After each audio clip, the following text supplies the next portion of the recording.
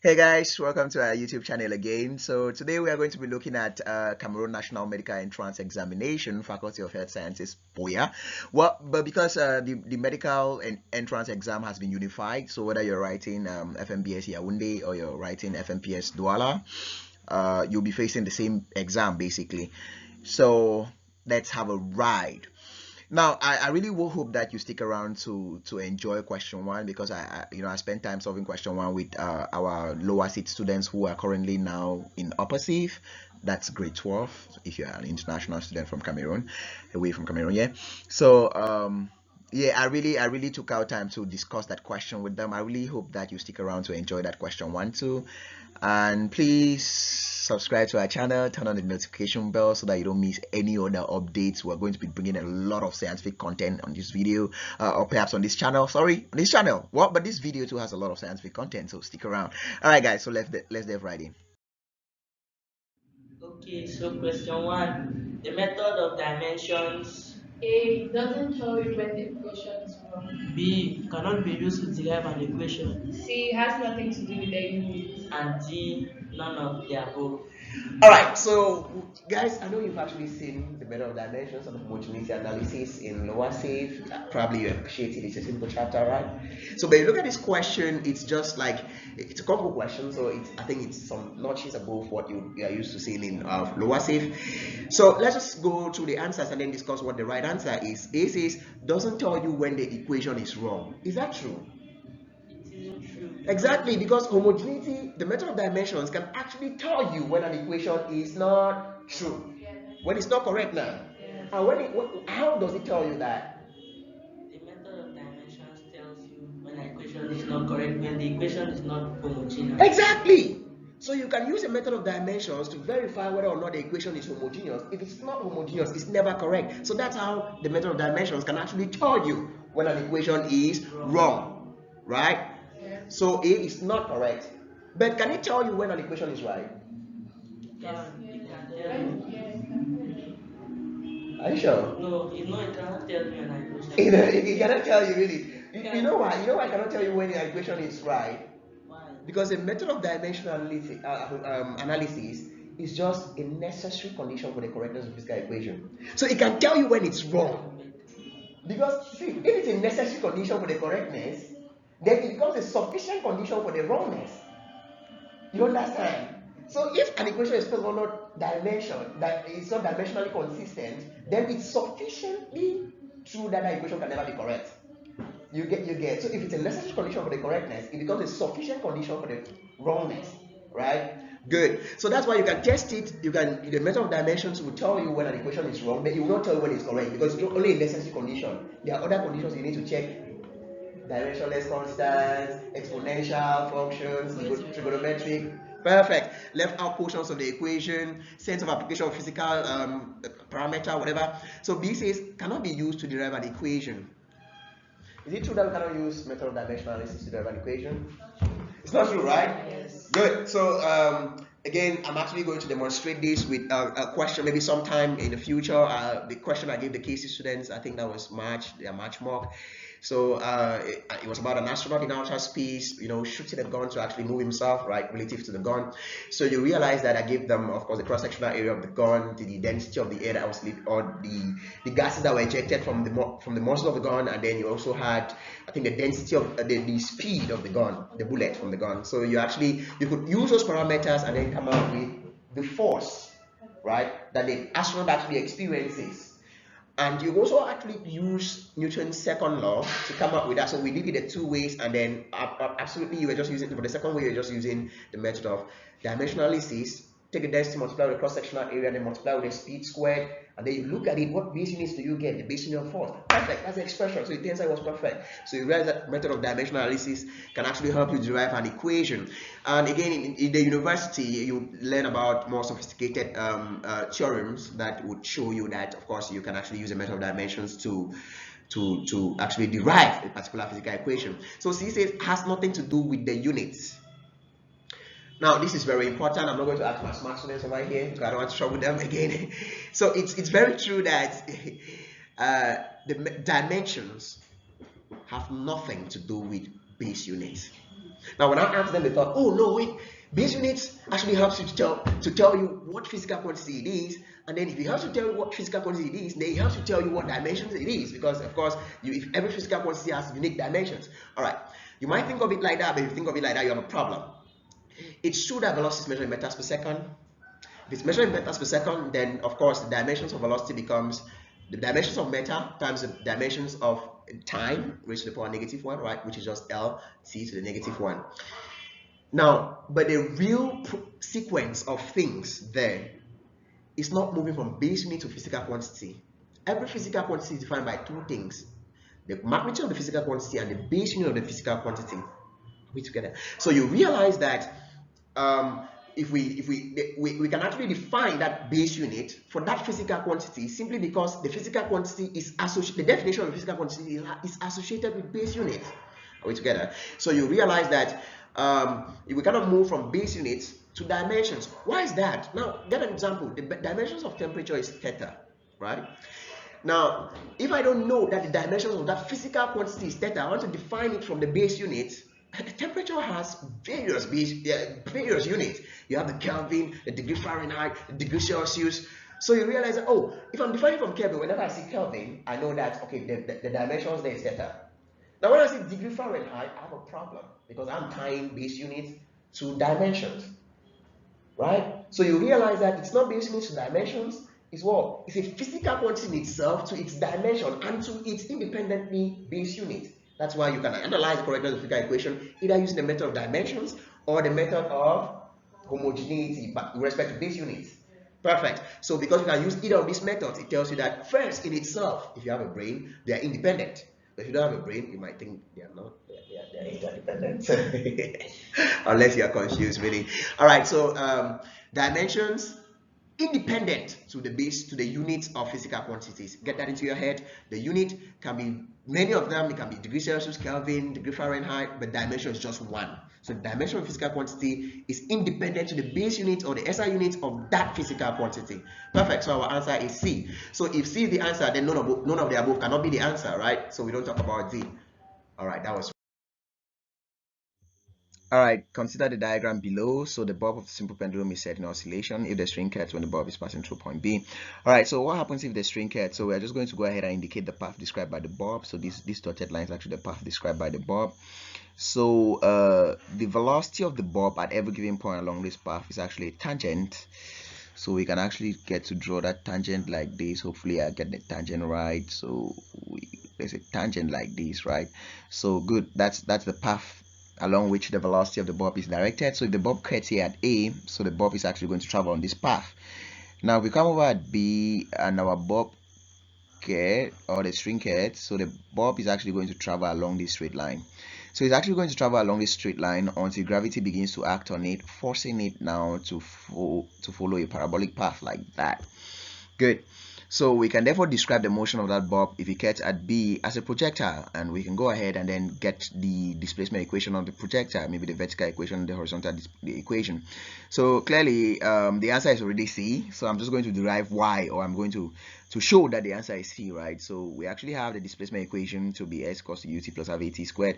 Now in this case, since the acceleration of the bulb is actually acceleration due to gravity, so we're using G there. That's equation of motion, right? So we actually have H, the vertical displacement of the bulb is actually going to be Uy. So initial velocity in the vertical direction, there's no initial velocity in the vertical direction, so we have 0 there. So we basically have this first term is 0, so we have half gt squared left. So we go now to get the calculate the horizontal displacement of this particle. We're actually going to have x equals to ut, because this u now is going to be u in the horizontal direction, which is the initial velocity which the ball leaves the point B with, right? So we actually have that. So since acceleration does not act in the horizontal direction, so we actually have 0 here. This term is rather 0. So this is equation 1 and 2. If we make t the subject in these 2 and then rather put it in equation 1, we're actually going to have our h to be this, which exactly is what C gives us. So our answer is C. So our next question is, the graph below represents the variation of energy with time for. All right, so we have total mechanical energy is actually a constant there. So our P and K are varying. So this must be an oscillatory motion where the forces, the dissipative forces in the medium are actually zero, right? So if there's any frictional forces, there's any dissipative kind of force in that medium, be it friction, be it air resistance, whatever it is, of course this is not going to be true. So this is only true for free oscillations, right? For free oscillations, because a free oscillation is basically an oscillation where a mechanical system is made to vibrate at its natural frequency and in the presence of zero dissipative forces, right? So good. So that has to be a free oscillation. A body oscillating freely in air. Good. So if it's oscillating freely in air, so in the air, of course, we are ignoring air resistance, otherwise that oscillation will not be free oscillations, right? All right, good. So our answer already is A, but I'm just going to go ahead and derive the PE and KE for a particular mechanical system that is vibrating in simple harmonic motion, and then show you why this one is PE, the one that goes through 0 here, and the one that goes through the maximum here at t equals 0 should be KE. So we're just going to say P is of course have kx squared. So if we have our x to be r sine omega t, it means that our particle actually starts oscillating from the equilibrium position, right? So we actually know that our PE, so we can just get this x and put it in here and then simplify. Our P is going to be this, right? All right, so you notice that I'm actually putting m omega squared here in place of k, right? Yes, that's very true for simple harmonic motion. So k is always m omega squared.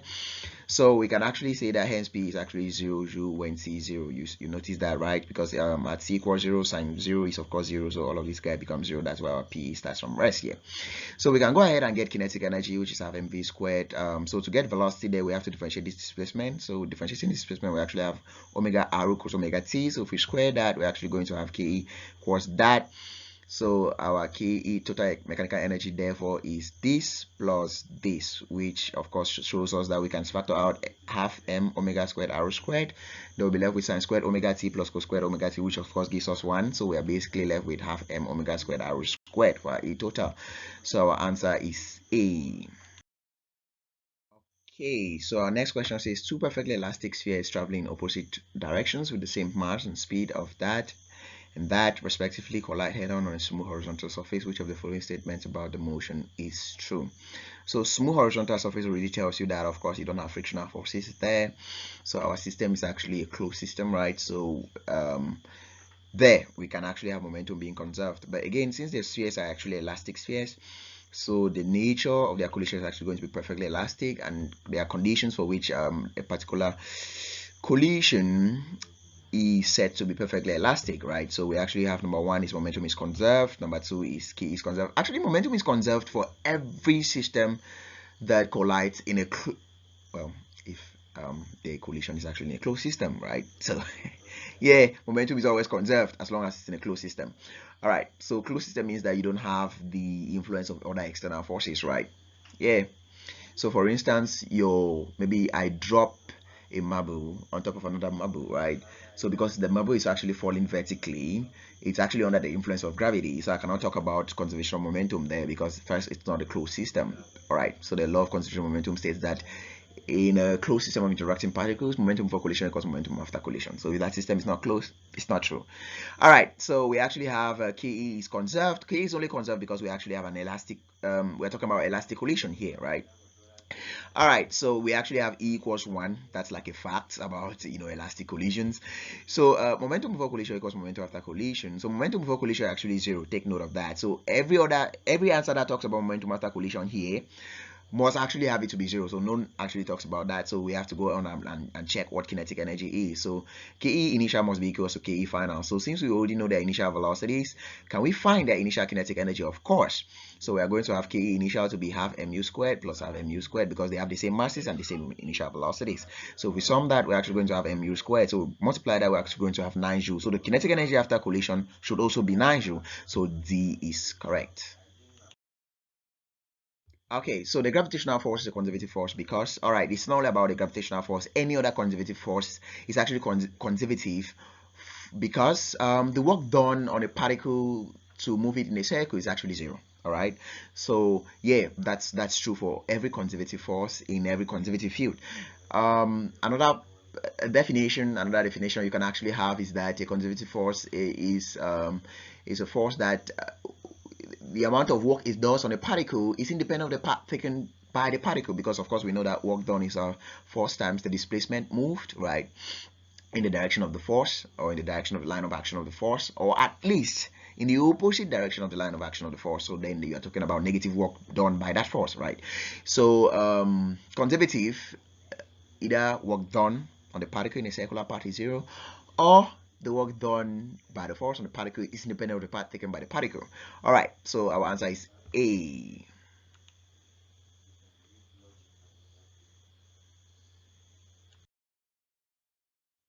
All right, which set of forces below are contact forces only? So contact forces are actually forces that rely on the body that's experiencing the force and the body that's exerting the force. They have to be in some sort of contact, right, for that kind of force to exist. For instance, you tie a stone to a string. You only have to tie the stone to the string before the tensional force in the string exists, right? So you don't tie the stone to the string, no tension. So tension is actually the upward force that tries to balance out the weight of the bob that you've tied to the string, right?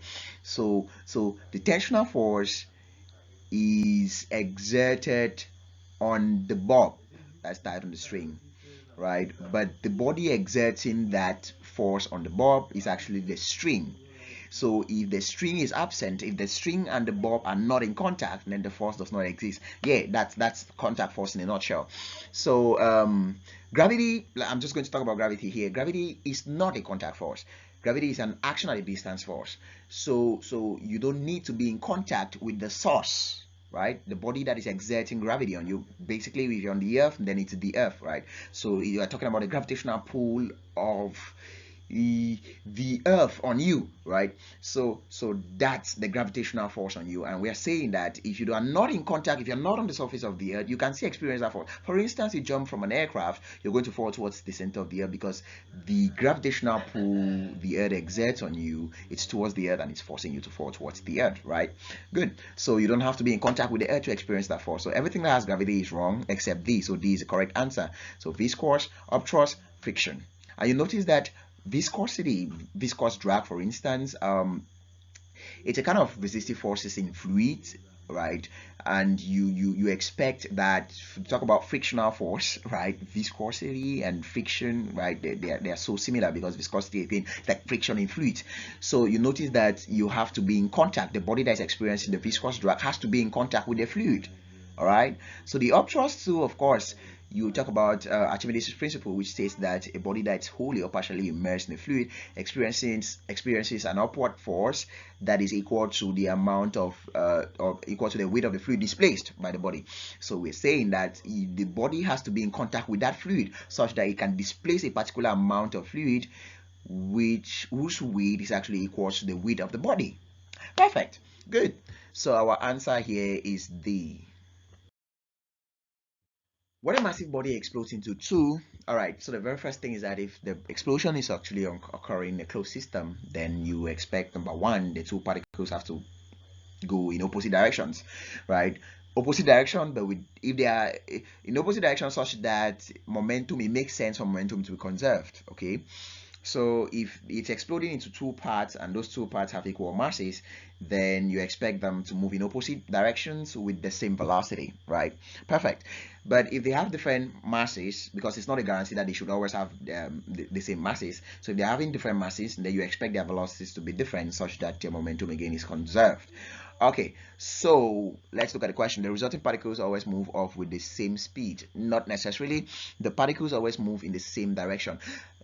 Not true, not true. It should not be true. This can never be true because then you never talk about the possibility of momentum being conserved. The momentum of the two particles are always equal.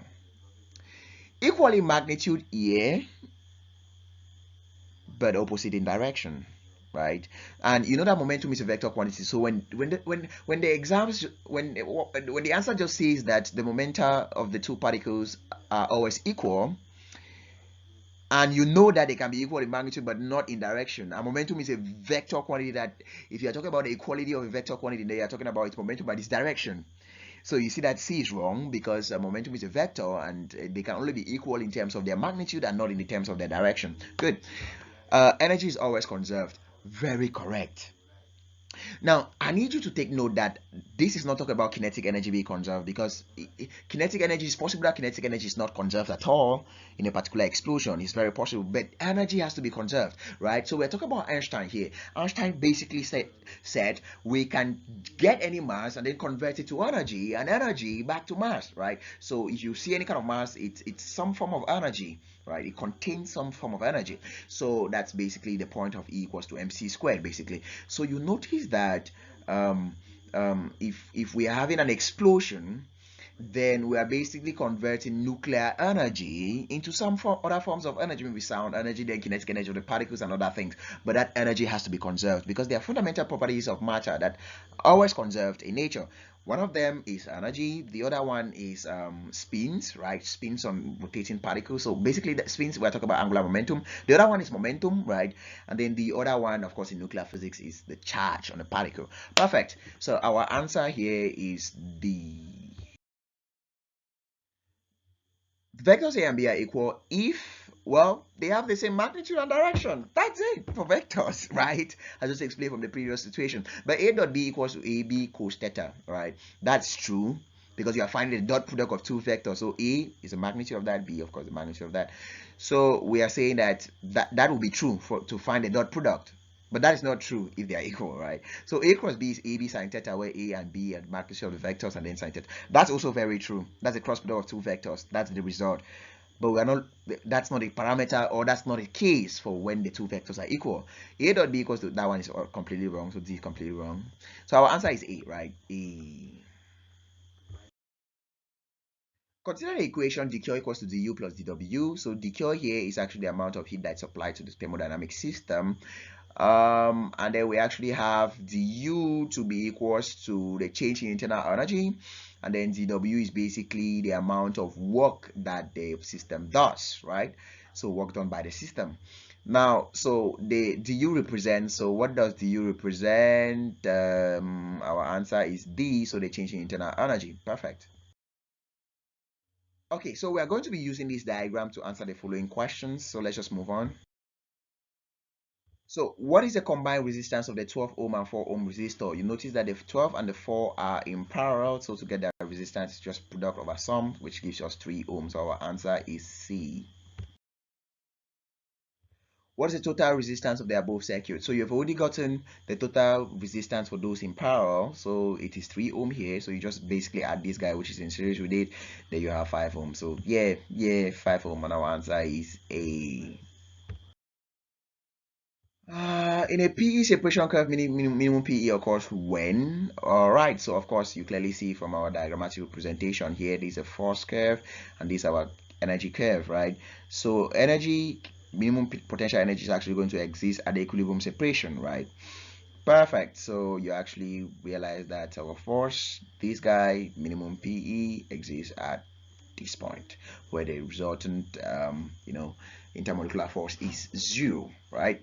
Good. So our answer is the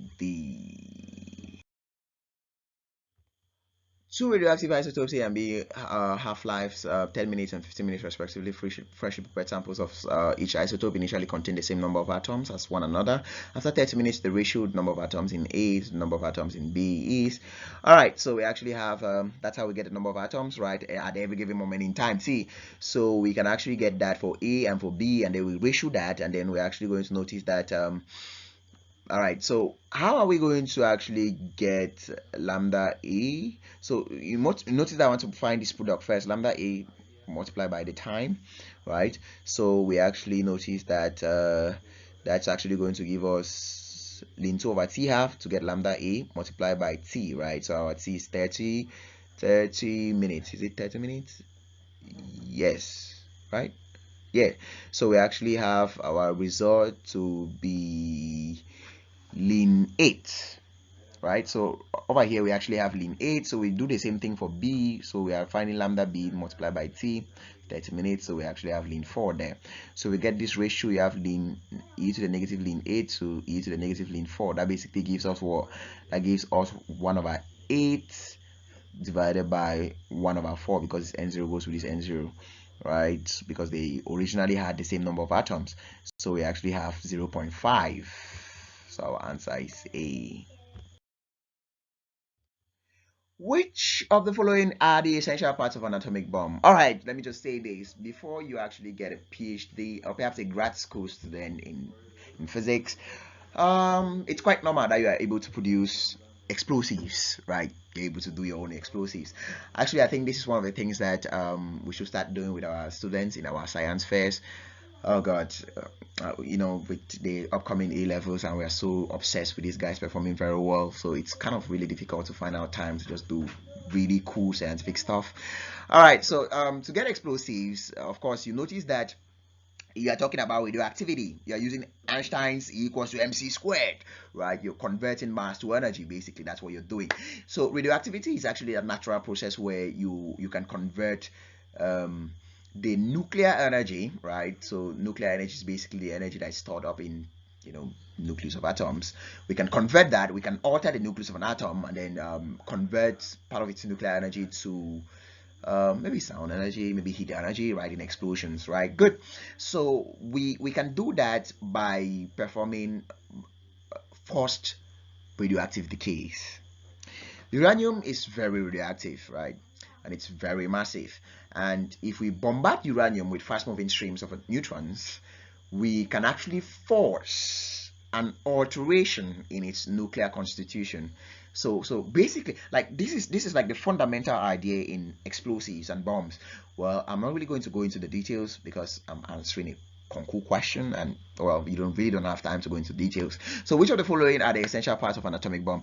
Uranium and neutrons. Uranium and neutrons. Perfect. So if the bombardment of the neutrons with the uranium atoms, with the heavy uranium nuclides, if it's very controlled, right? So we can actually get a controlled sequence of energy release, where we can convert that energy output into some other useful forms of energy. And basically this is what happens in nuclear plants, right? Where we can convert nuclear energy to electrical energy. Yeah, perfect. Uranium and neutrons. So our answer is A. Let's go on. All right, so the F series of bright lines produced on a dark background when excited atoms fall to their ground state is known as. All right, so let me just say this. This is the emission spectrum, all right? So bright lines on a dark background is the emission spectrum. Dark lines on a bright background, absorption spectrum, right? So you just have bright lines, right? Or we just have like a bright background, so that's just like the continuous spectrum, right? So for instance, if we want to do spectroscopic analysis on a star, right, so the light produced by the star, you notice that you have photons in every region of the visible light spectrum, right? So you have a continuous spectrum, right? So you come from violet, indigo, blue, all the way to red. So it's a continuous spectrum because every photon, you have every single photon in every given region in that visible light spectrum. So that's the kind of spectrum that a star would produce, right? Now, if you heat up a gas, right? So if you heat up a gas, maybe light coming from the sun heats up a gas. So if it's heating up the gas, you notice that in that process where it's heating up the gas actually absorbs energy from the sun. That's why it gets heated up, right? And because it actually absorbs energy from the sun, its atoms are actually excited. Now, if you take away the sun, if you take away the heat source, and then the gas is just hot gas now, and they want to do spectroscopic analysis on the gas, you notice that, first of all, we don't have the background of colors, right? Because we don't have an illuminating source. I'm just explaining this in a very, very simple manner. So you don't have an illuminating source, so you don't have all this spectrum of colors. So boom, dark background because you don't have an illuminating source, right? So what's going to be happening is when you just have the hot gas, you're now going to have series of bright lines, and this series of bright lines actually explains to you the electronic transitions that is happening within the atoms of the hot gas. So they've absorbed certain amounts of energy to do certain excitations, right?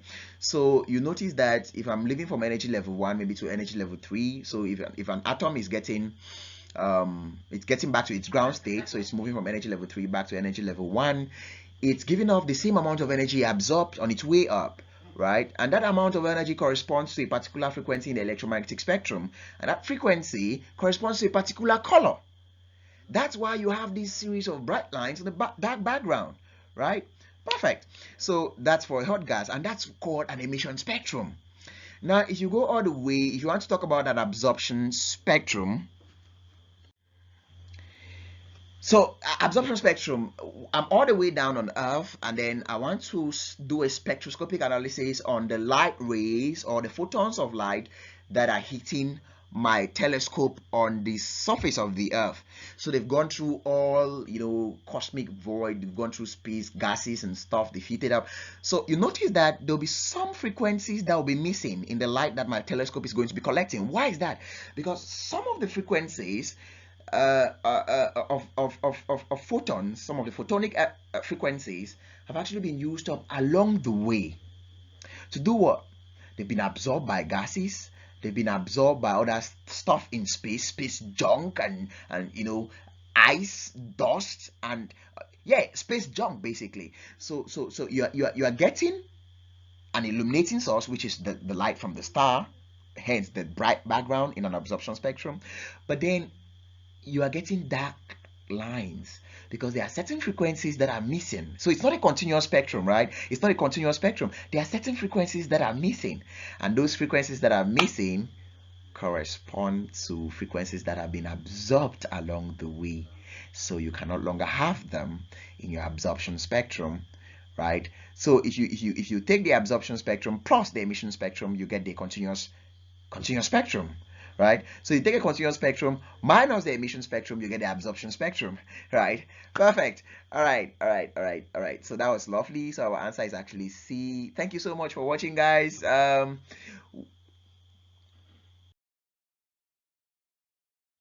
We actually do a lot of stuff with YouTube. So right down there, you can actually check out our contact. If you want to contact us, knowledgecenterboya@gmail.com, or would much preferably just prefer you to all right, much preferably leave me a message on WhatsApp or just a phone call.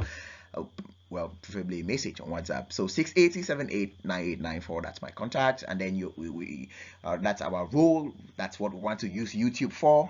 And the picture in the background of mine, those are lovely from 5 students with their purple Knowledge Center t-shirts. I love those guys. You can see some couple of opposite students behind with red t-shirts.